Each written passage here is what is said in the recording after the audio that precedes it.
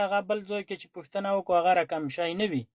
نو په دې ځای کې عقل استعمال پکار دی په دین کې که نه. داس په قرآن کریم کې څه هغه شته که نه چې خدای پاک موږ ته عقلونه ورکړي چې خپل عقل استعمال کوي که نه. فقط یو هغه د غیب ویل دي په هغه خو موږ مثال د خبرې د الله جل جلاله په وجود کې هېڅ موږ د دوه هغه نشو عقل کار نه کوو، هغه د عقل نه بهر دي.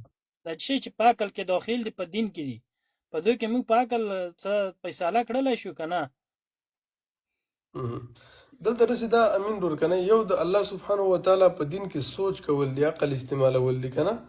لکه په قرآن کې الله سبحانه وتعالی وایي چې قل سیروا فی الارض، په ځمکه کې وګرځئ، عقل استعمال کړئ. دغه شان نور ځایونو کې چې زما په آیتونو کې سوچ وکړئ، لیدبروا دغه شان الفاظ راځي، ولتدبروا داسې الفاظ راځي چې تاسې سوچ وکړئ زموږ په دغه کې وغیره.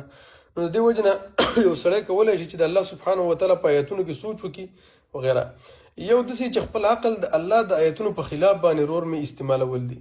ځینې وخت کې که یو عقل ستا یو خبره کوي آیت بله خبره کوي، دا خپل عقل به آیت ته تسلیمې.